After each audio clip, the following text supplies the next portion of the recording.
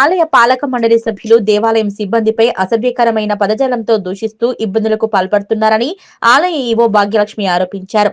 మేడ్చల్ జిల్లా గట్కేసర్ మండలం యానంపేటలోని పూనీల సమేత రంగనాథస్వామి ఆలయంలో ఈవో భాగ్యలక్ష్మి మాట్లాడారు. పాలక మండలి సభ్యులు ఆలయ అభివృద్ధి కోసం కృషి చేయకుండా సిబ్బందిపై దౌర్జన్యానికి పాల్పడడం, పైగా సిబ్బందిపై పిఎస్ లో ఫిర్యాదు చేయడం దారుణమన్నారు. పాలక మండలి సభ్యులపై పోచారం పిఎస్ లో ఫిర్యాదు చేశామని, శాఖాపరమైన చర్యల కోసం ఉన్నత అధికారులకు సమాచారం ఇచ్చామని ఈవో భాగ్యలక్ష్మి తెలిపారు. ఈరోజు ఈ మీడియా సమావేశము ఏర్పాటు చేయడం ఉద్దేశం ఏంటంటే, గత వారం రోజులుగా ఆలయం గురించి చెడుగా ప్రచారం జరుగుతున్నది.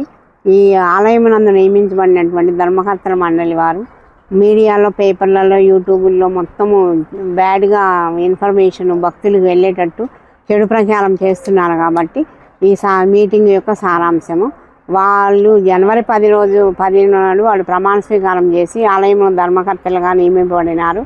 ఆ రోజు నుంచి ఈ రోజు వరకు కూడా వాళ్ళు చేసే దౌర్జన్యాలు, అరాచకాలు సిబ్బంది కానీ మేము కానీ భరించలేకుండా ఉన్నాము.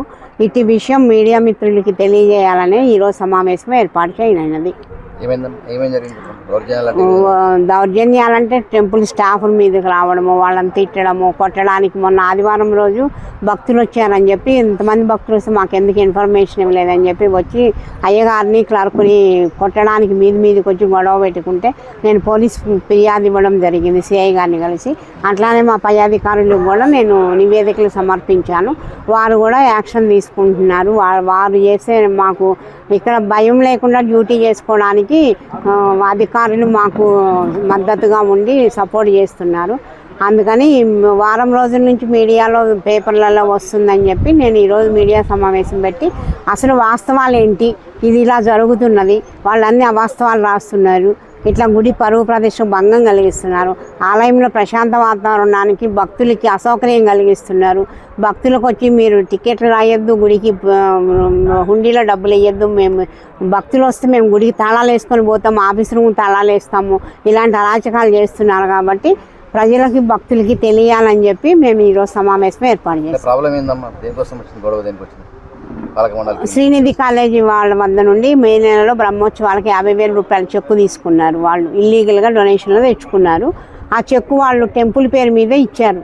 ఆ చెక్కు టెంపుల్ అకౌంట్కి జమ చేయలేదు. 3 నెలలు అయిపోయింది, చెక్కు అయిపోయింది డేటు. మళ్ళీ రెండో చెక్కు తెచ్చుకున్నారు. ఆ చెక్కు ఇచ్చి మాకు డబ్బులు 50,000 రూపాయలు మాకు క్యాష్ ఇవ్వాలి అని చెప్పి నా మీద 1 నెల రోజుల నుంచి ప్రజలు తీసుకొచ్చారు. ఇక మేము బాత్రూమ్లు కట్టిస్తామని చెప్పి మా దేవాలయం స్థలం కాకుండా పక్క వేరే స్థలంలో బాత్రూములు కడతామని బేస్మెంట్ వేశారు.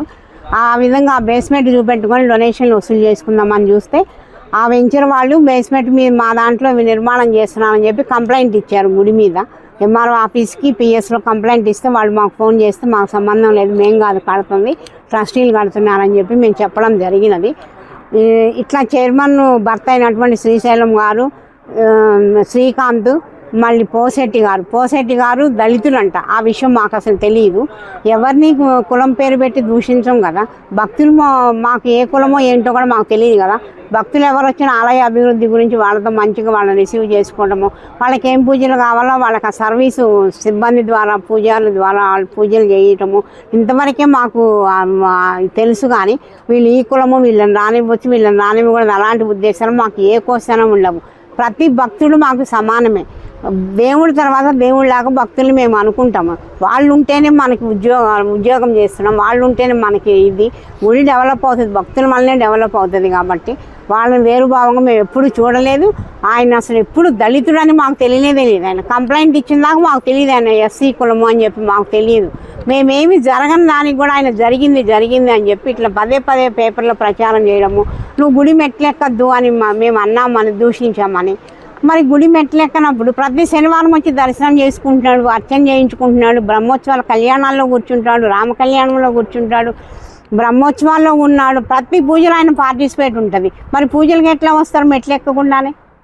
వాస్తవం ఏంటనేది మీరు కూడా గ్రహించాలి. అంతేనండి.